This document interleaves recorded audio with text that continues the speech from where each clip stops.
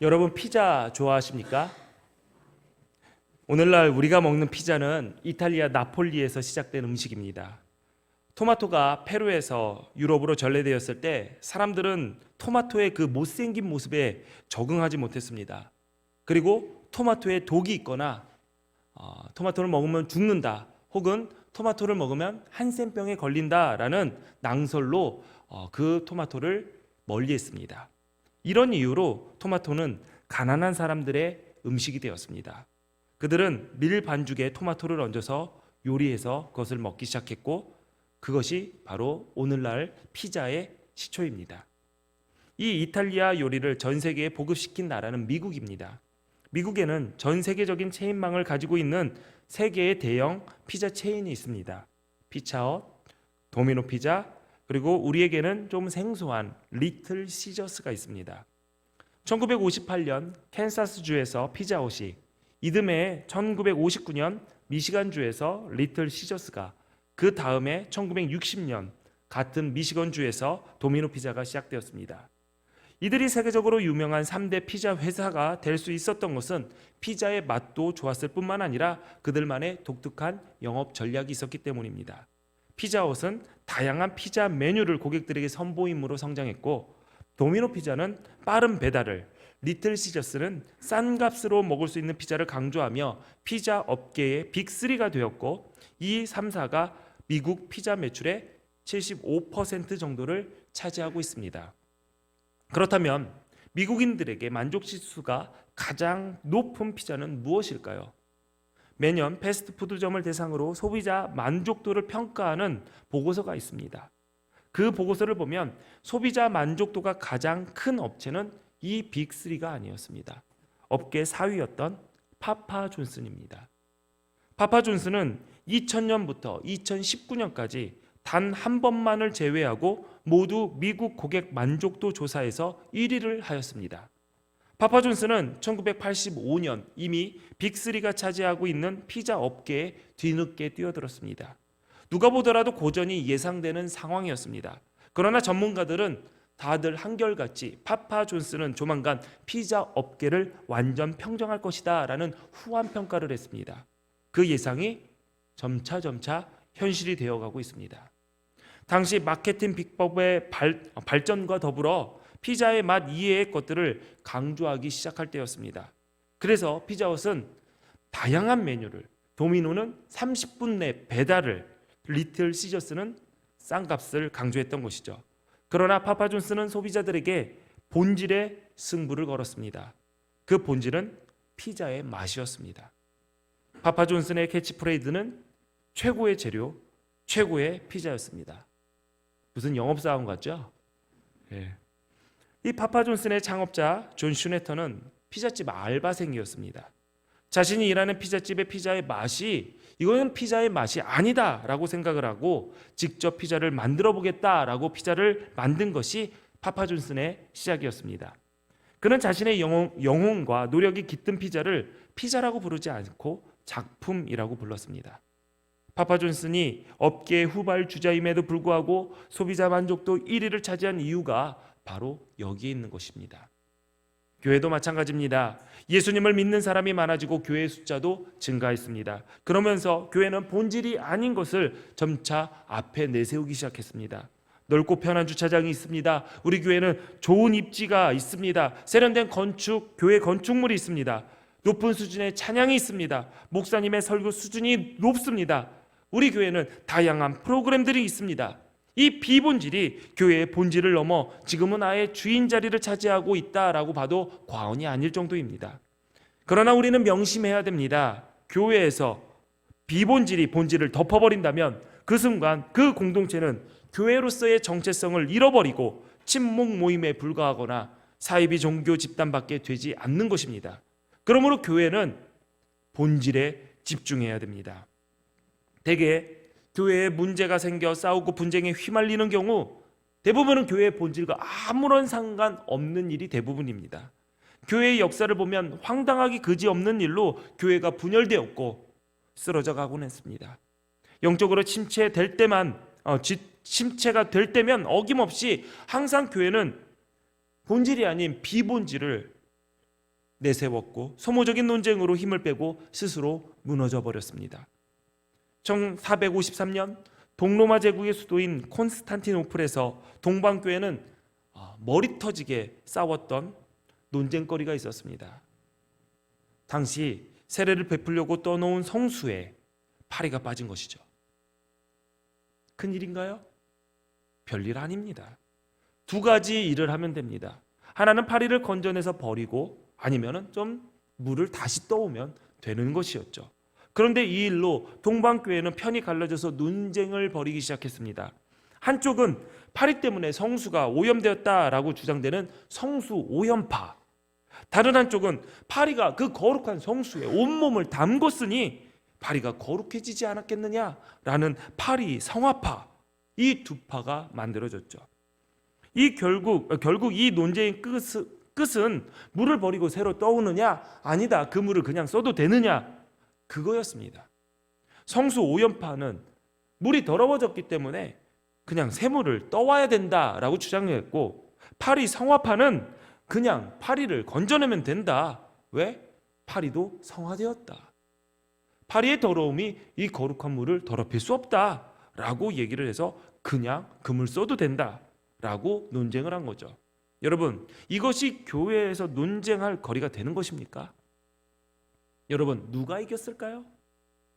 파리 성화파가 이겼을까요? 아니면은 성수 오염파가 이겼을까요? 이 논쟁의 끝은 나지 않았습니다. 오스만 투르크의 술탄 마호메드 2세가 콘스탄티노플을 점령하면서 동방교회가 그렇게 끝났기 때문이죠. 1910년 러시아가 공산화될 때 러시아 정교회는 공산당의 탄압으로 문을 닫게 되었습니다. 그때 교회가 가장 첨예하게 논쟁했던 문제는 두 가지였습니다. 바늘 끝에 천사가 몇 명이나 쓰고 앉을 수 있을까? 또 하나 문제는 주교의 옷에 단추를 몇 개를 달아야 될까? 이것을 가지고 논쟁했다고 하니 이거 얼마나 어처구니 없는 일입니까? 우리를 한번 돌아볼까요? 과연 우리는 어떤 신앙생활을 하고 있는 것일까요? 사소한 비본질에서 생긴 조그만 문제 때문에 본질을 포기하는 안타까운 경우가 얼마나 많습니까? 기독교의 핵심, 기독교의 본질은 복음입니다. 교회의 가르침의 중심은 복음입니다. 이 복음은 하나님이 인간에게 전하시는 메시지이자 구원을 주시는 하나님의 능력입니다. 복음의 내용은 하나님의 은혜로 말미암아 죄로 죽을 수밖에 없는 우리들이 예수 그리스도께서 십자가에서 죽으심과 부활하심으로 용서를 받고 예수님의 부활에 함께 참여하게 되었다라는 것입니다. 우리는 이 복음을 믿음으로 죄와 죽음에서 구원받고 하나님을 아버지라 부르며 또한 하나님께서 우리를 위해 예비해 놓으신 하나님 나라의 백성이 됩니다. 그러므로 복음은 우리 신앙생활의 본질이자 이 복음을 제대로 알고 받아들이고 전하는 것이 우리 신앙생활의 핵심입니다. 교회의 역사는 이 복음 전파의 역사이며 이 복음이 살아 역사하는 증거의 자취입니다. 그리고 지금도 이 복음은 구원을 주신 하나님의 능력으로 살아 역사하고 있습니다. 반면에 교회의 역사는 이 복음을 훼손하는 사탄의 역사와 함께합니다.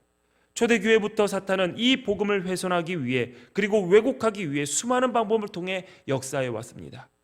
우리는 그들을 이단이라고 합니다. 그리스도가 머리 되시는 진정한 교회와 사탄의 역사인 이단의 무리의 공통점이 있습니다. 그것은 같은 성경을 쓴다는 것이죠. 같이 구원을 이야기하고 같이 하나님과 예수님을 이야기합니다. 시작은 비슷하다 못해 똑같습니다. 이렇기 때문에 이단이라는 단어의 뜻도 다를 이 끝단자를 써서 시작은 같으나 끝이 다르다라는 의미를 가지고 있는 것입니다. 그러나 교회와 이단은 분명히 차이가 있습니다. 교회는 성령이 하나 되게 하신 것을 힘써 지키는 공동체입니다. 그리고 그 끝은 예수 그리스도입니다. 그러나 이단은 분리하고 깨고 망가뜨리고 그 끝은 교주 혹은 특정한 한 사람으로 귀결됩니다. 현재 한국교회에 문제가 되고 있는 이단 중에 신천지를 예로 들면 그들은 가정을 깹니다. 부모와 배우자와 자식을 버리라고 얘기합니다. 일터를 망가뜨립니다. 기존의 교회를 무너뜨립니다. 그들은 같은 성경을 펴고 공부하고 자신들이 성경을 진짜로 잘 안다라고 말을 하지만 그들의 끝은 하나님, 예수 그리스도가 아닌 교주 이만희에게 집중되어 있습니다. 이렇듯 예수님께서 부활 승천하신 후 교회가 세워진 이래로 이단들은 여러 형태로 복음을 훼손시키고 교회를 흔들었고 지금도 교회를 무너뜨리려 하고 있습니다. 그러므로 하나님의 거룩한 성도이자 교회이신 여러분은 여러분이 믿고 받아들인 복음과 그리스도의 몸된 교회를 올바르게 세울 뿐만 아니라 세워진 교회와 전해진 복음을 지켜야 됩니다. 그러기 위해서는 우선 진짜 복음이 무엇인지 제대로 아는 것이 중요합니다. 2009년 아시아 최초로 외화, 위패 감별 인증서를 따낸 사람이 우리은행 신두섭 부부장입니다. 위패 감별사는 굉장히 희귀한 직업입니다. 공식적인 감별사 자격증도 없고 감식 전문가들은 몇십 년 동안 해당 분야에 일을 하고 노하우를 인정받고 일정 레벨에 올라서야 그 위패 감별사로서 일을 할 수 있게 됩니다. 그러나 문제는 위패 감별사가 딱히 될 수 있는 방법을 가르쳐 주는 곳이 없다는 것이죠. 학원이 있는 것도 아니고 교육기관이 있는 것도 아닙니다. 관련 책이 시중에 나와 있지도 않습니다. 왜냐하면 과거부터 위패 감별사를 만들어내는 학원이나 책은 없었고 만약 있었다면 오히려 위패를 만드는데 악용될 소지가 있었기 때문이죠. 신두섭 부부장은 우리나라의 많은 은행들이 이 위패를 감별하기 위해서 정말 많은 돈을 지출한다는 것을 알고 그러면 내가 위패 감별을 해야겠다라고 마음을 먹었습니다. 정말 어렵게 위패를 감별해 나가는 노하우를 배우게 되었죠. 신도섭 부부장이 위패 감별사가 되기 위한 첫 단계로 이렇게 얘기했습니다. 진짜 지폐를 많이 만져봐야 된다. 그래야 가짜를 판단할 수 있다.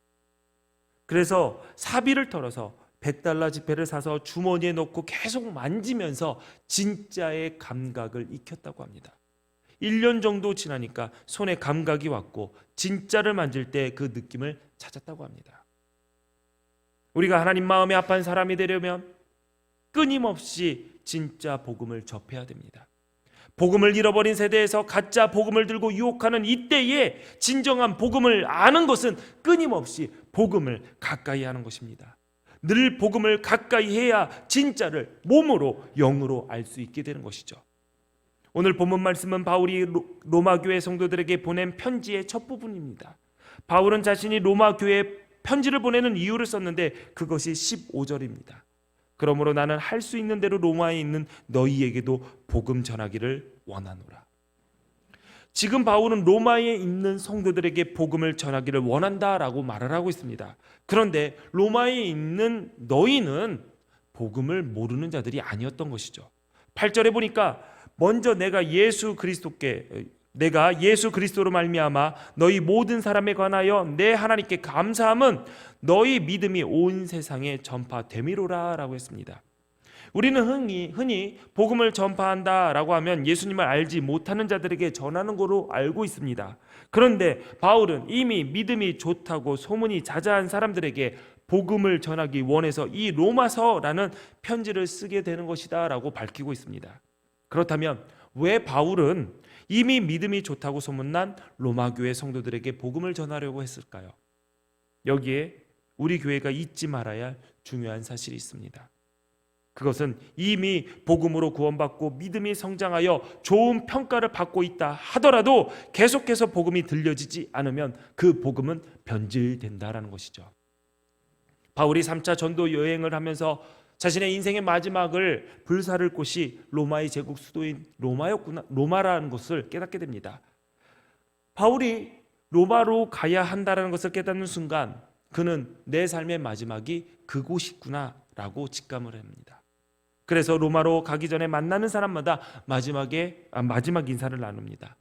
에베소 교회 장로들을 밀레도로 불러서 바울은 유언과 같은 인사말을 이렇게 남깁니다. 사도행전 20장 30절에 보니까 또한 여러분 중에서도 제자들을 끌어 자기를 따르게 하려고 어그러진 말을 하는 사람들이 일어날 줄을 내가 아노라.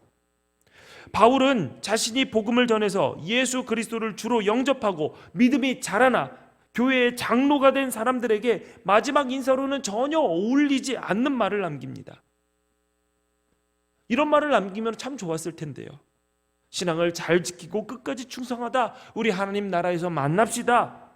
이것이 참 은혜로운 인사 아닙니까? 그런데 그들에게 바울은 악담과도 같은 경고를 마지막 인사로 남깁니다. 여러분들 중에 자기 세력을 만들고 키우기 위해서 어그러진 말을 하는 사람이 나올 것 같습니다. 나올 것 같습니다가 아니라 내가 아노라 확신하는 듯이 이야기합니다. 여기서 어그러진 말이라는 단어는 헬라어로 디아스트레포라는 단어입니다. 왜곡시키다라는 의미를 가지고 있죠.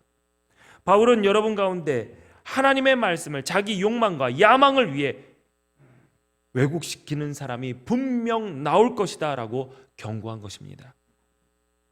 우리는 다 죄성을 지닌 사람들입니다. 날마다 하나님 말씀에 자신을 굴복시키지 않으면, 날마다 복음 앞에 엎드려지지 않는다면 우리는 언제든지 하나님의 말씀을 내 뜻을 세우기 위해 왜곡시키는 어리석음을 나도 모르게 범할 수 있다는 것이죠. 교회 분쟁 속에는 늘 두 집단이 충돌을 하는데 그 두 집단 모두 다 하나님의 뜻과 말씀을 들고 서 있습니다. 한 부류는 하나님의 말씀, 하나님의 뜻을 이야기하고 다른 한 부류가 세상의 가치관과 세상의 말을 한다면 분별하기 쉽죠. 당연히 성도들은 하나님의 말씀과 뜻을 듣는 그 집단에 힘을 실어줄 겁니다. 그리고 세상의 가치관과 세상의 말을 하는 그 집단은 힘도 못 쓰고 무너지겠죠. 그런데 놀랍게도 둘 다 하나님의 말씀을 들고 서로가 하나님의 뜻이다 하며 싸웁니다. 교회 분쟁뿐만이 아닙니다. 내가 하고 싶은 말을 더욱 설득력 있게 하고 상대방의 마음을 가져오기 위해서 하나님의 말씀을 빌어 내 말을 할 때가 너무나도 많습니다. 이러한 유혹은 복음을 먼저 받아들였다라는 사람에게, 또 하나님의 말씀을 잘 안다고 자부하는 사람들에게 더 쉽게 찾아옵니다. 우리 모두가 아담과 하와의 후예들이라는 사실을 잊지 말아야 됩니다. 사탄이 하와에게 하나님이 너희더러 동산의 모든 나무 실과를 먹지 말라고 했냐? 라고 유혹을 합니다. 하나님께서는 분명히 이렇게 얘기했습니다.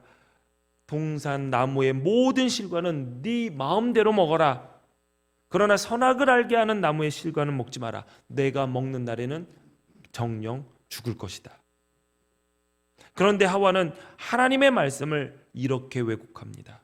동산 나무의 열매를 우리가 먹을 수 있으나 동산 중앙에 있는 나무의 열매는 하나님의 말씀에 너희는 먹지도 말고 만지지도 말라. 너희가 죽을까 하노라 하셨느니라 라고 왜곡시킵니다. 하와는 지금 무슨 말을 하고 싶은 걸까요? 하와는 지금 먹고 싶다는 말을 하는 것입니다. 그리고 먹어도 죽지 않을 것이다 라는 자신의 이야기를 하나님께서 이렇게 하셨다라고 왜곡시켜버리는 거죠. 우리가 바로 이 하와의 후예들입니다. 로마의 집필시기는 갈라디아서, 고린도 전후서를 쓴 이유입니다. 갈라디아 교회는 교회 안에 율법주의자들이 들어와서 구원을 받기 위해서 십자가를 의지하기는 하지만 할례도 받아야 구원을 받는다라고 주장하기 시작했습니다. 이런 왜곡된 복음이 갈라디아 교회를 흔들고 있었던 것이죠. 그런가 하면 고린도 교회는 은사주의로 인해서 교회에 문제가 생기고 심지어 편이 나누어져서 갈라지기까지 했습니다. 그들은 자신이 체험했거나 가지고 있는 은사만이 최고라고 생각했고 다른 사람들의 은사를 부정하거나 무시하며 분열되기 시작했습니다. 결국 성도들은 바울파, 아볼로파, 게바파, 그리스도파 등으로 나뉘어서 서로 다투고 있었던 것이죠. 교회를 개척한 바울의 입장에서 그러한 교회의 모습을 보고 얼마나 가슴이 아팠을까요? 그래서 로마 교회 또한 이러한 전철을 밟지 않게 하기 위해서 복음을 전하는 편지를 썼던 것입니다. 또 바울이 이미 예수를 잘 믿는 로마 교회 성도들에게 복음을 전하기 원했던 두 번째 이유는 복음만이 영적 전쟁에서 이길 힘이 되기 때문입니다.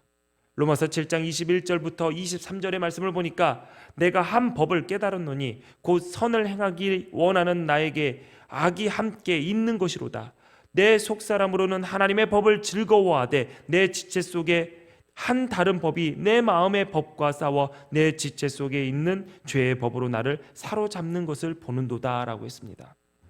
바울은 내 안에서 육체의 소욕이 꿈틀대고 있는데 내 안에 계신 성령이 그 본능대로 살아가는 삶을 막고 있다라는 것이죠.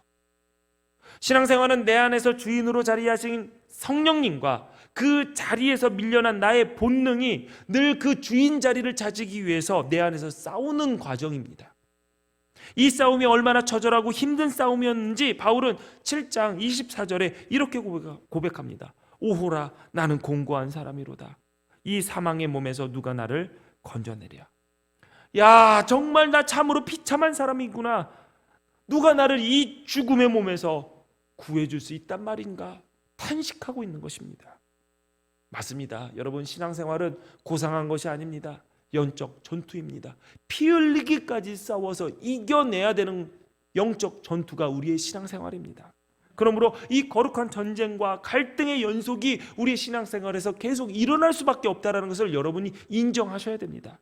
내가 아무리 거룩하게 살고자 해도 세상의 소리에 귀 기울이지 않고 거룩한 하나님 말씀으로 이 세상과 구별된 거룩한 삶을 살아내기를 위해서 아무리 몸부림을 쳐도 내 안에 있는 무서운 죄악된 본성이 나를 덮치고 있는 상황이 늘 반복되어서 일어나는 것이 우리 신앙생활의 현실입니다.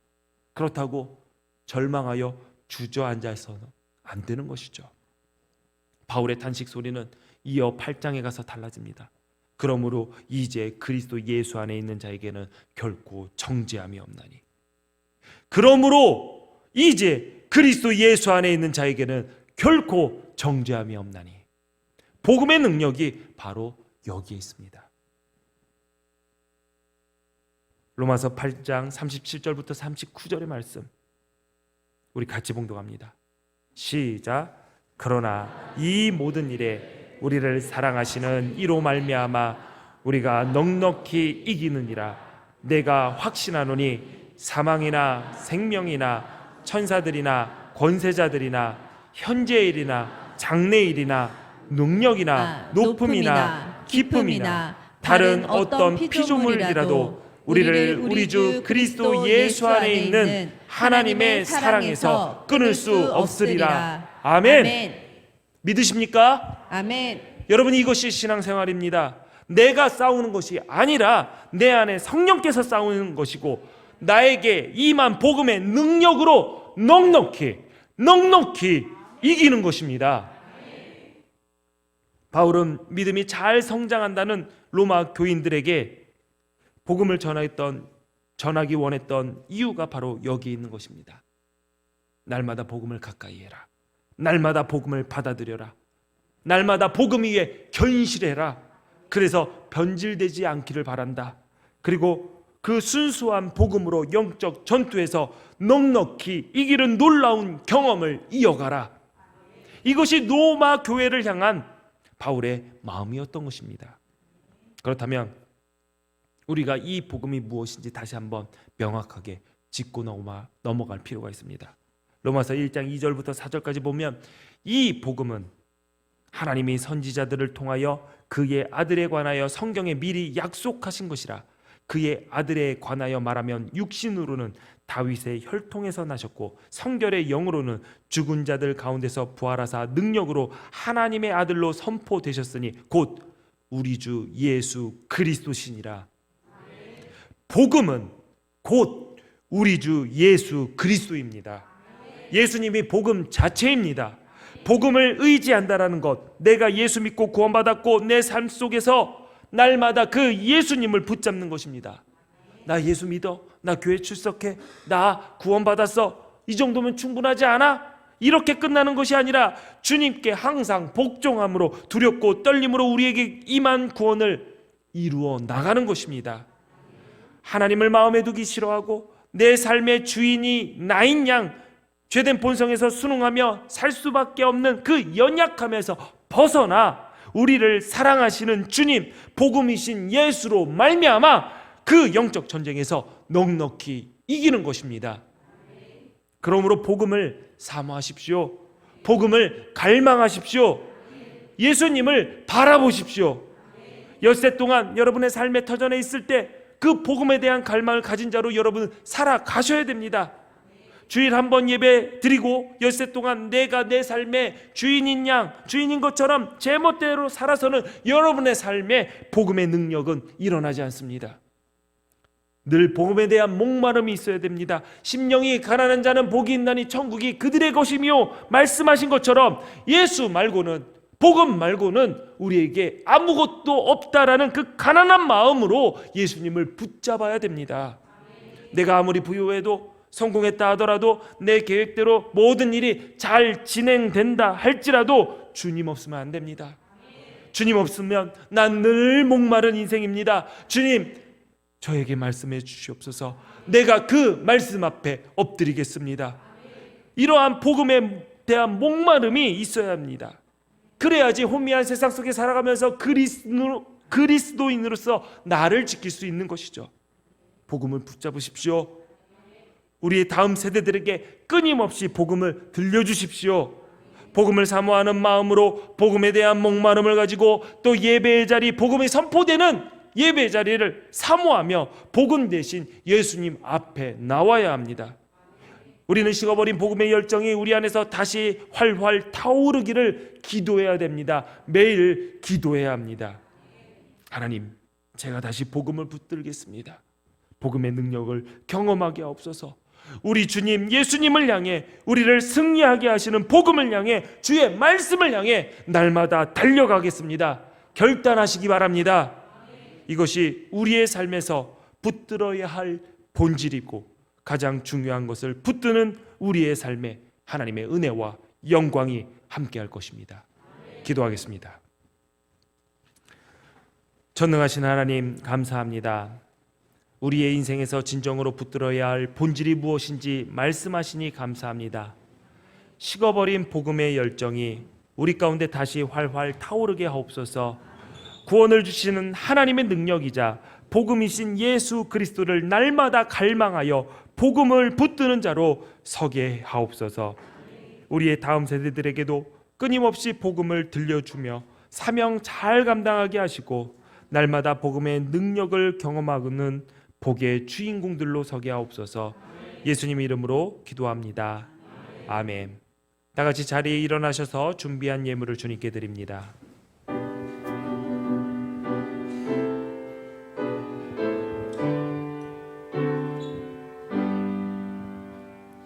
모든 것이 주께로부터 왔으니 이 예물을 주께 드리리이다.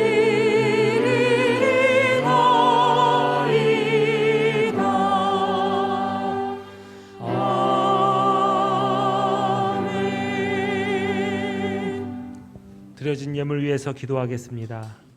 하나님, 세상에 살면서 땀 흘려 일하여 얻은 소득을 구별하여 이 예배의 시간에 하나님께 드립니다. 주님 기쁘게 받아 주옵소서. 우리 성도들의 삶, 물질에 끌려다니는 삶이 아니라 물질을 다스리고 통제하는 삶이 되게 하여 주시고, 하나님 그들의 가정과 일터에 물질 때문에 어려움 겪지 않도록, 양식 때문에 눈물 흘리지 않도록 때를 따라 돕는 은혜로 늘 함께 하셔서 믿음의 여정, 성화의 길, 천성 가는 여행길 잘 마칠 수 있도록 하나님 그들과 함께 하여 주옵소서. 그들의 삶이 감사의 고백과 헌신이 식지 않게 하여 주시고 하나님의 나라를 위해서 주님 오실 길을 준비하며 살아가는 자로 서게 하여 주옵소서. 이 예물을 맡아 사용하는 기둥교회도 함께 하여 주셔서 인간의 생각과 욕심이 아닌 하나님의 뜻을 이루는 일에 지혜롭게 사용할 수 있도록 우리와 함께 하여 주옵소서. 예수님 이름으로 기도합니다. 아멘.